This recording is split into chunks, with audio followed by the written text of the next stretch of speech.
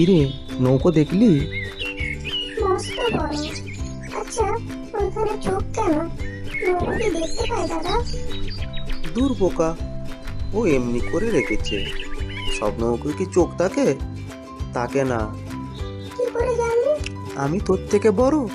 তুই কবে জন্মেছিস আর আমি কবে জন্মেছি বল? কি নাম? ডালু। উনি কেডা? আমার ভাই শান্টু।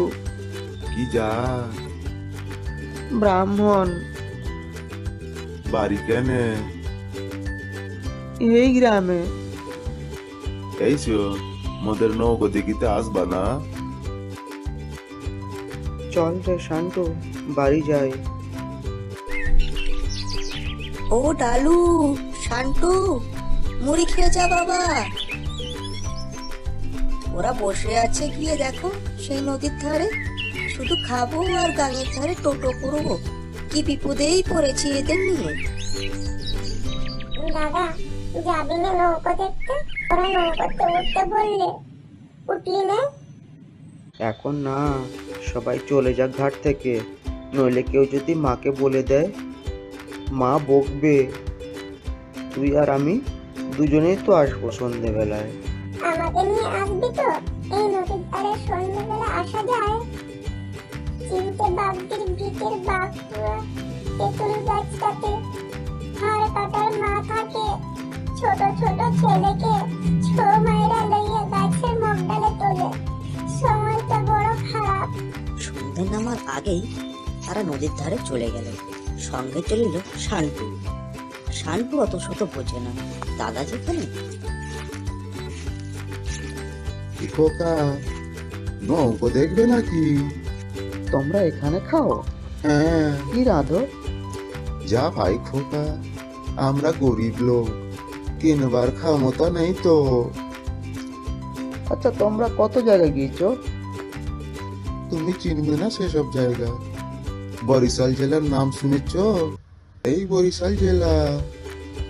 কি আছে সেখানে? হাঙর আছে, কুমির আছে, দুমুখো সাপ আছে, কত রকমের জানোয়ার আছে, লাল মুখো বানর আছে, দু মাথাওয়ালা তাল গাছ আছে। তাল গাছে হাড়া কাটার মা আছে? হ্যাঁ, হাড়া কাটার মা আছে তাল গাছে? সে আবার কি?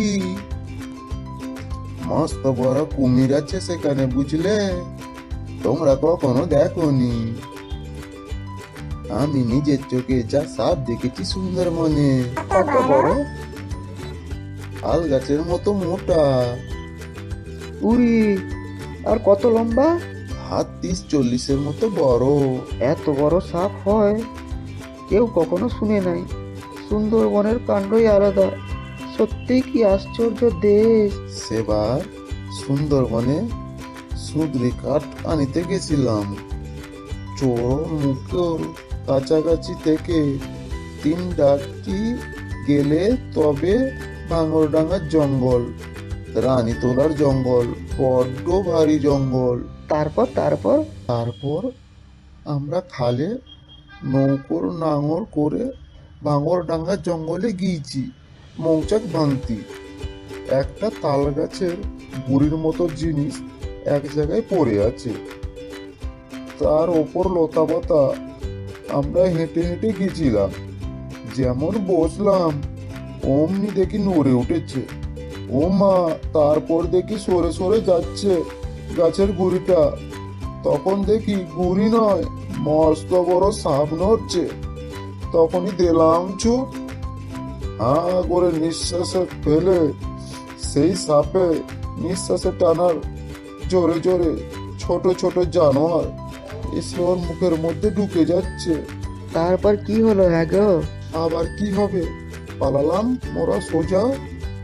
আর কি সেখানে দাঁড়াই, বাঘও দেখেছি বড় বড়, কিন্তু বাঘের চেয়েও সাপ বড্ড ভীষণ জানোয়ার খোকা বাবুরা। কেন? বাঘের চেয়েও ভয়ানক? সাপ যে নিঃশ্বাসে টেনে নেয় কিনা, কাপটি মেরে থাকে জঙ্গলের ধারে, ঝোপঝাড়ের আড়ালে, কেউ টের পায় না। আগের থেকে হঠাৎ টেনে নেয়, পাকে পাকে জড়িয়ে হাড়গোড় গুঁড়ো করে ফেলে বাবু। পিন্ডি চটকে দেয় একেবারে।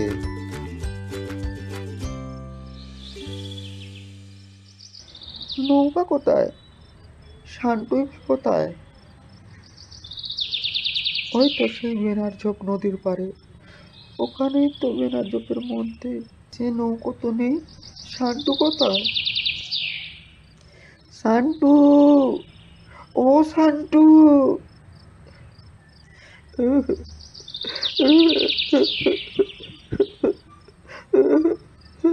শান্টু!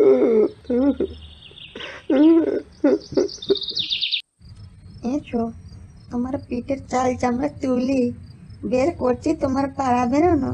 শান্টু কই? মা, শান্টুকে ওরা চুরি করে নিয়ে গিয়েছে, মেরে ফেলবে। কোথায় গেল ছেলেটা? হ্যাঁ, চালাকি করো না, আমার ভাই শান্টু কোথায় সে? মেরো না ওকে। আরে খোকা বাবু বলে কি, ঘুমের ঘরে কি রকম গঞ্জরে আর বিড়বিড় করছে, এখনো ঘুম কাটেনি দেখছি। সেই নৌকো, সেই নৌকার খোল, সেই বৃদ্ধ মাঝি, ওই তো শান্টু ঘুমাইতেছে। শান্টুই তো। এই শান্টু, শান্টু, ওঠ ওঠ, এই শান্টু, ওঠ। কেবলই ঘুম, কেবলই ঘুম, বাঁদর কোথাকার। আবার তোমাকে কোনোদিন সঙ্গে নিয়ে আসবো, এসো আবার। ঘুমোলি কি বলে তুই নৌকার মধ্যে?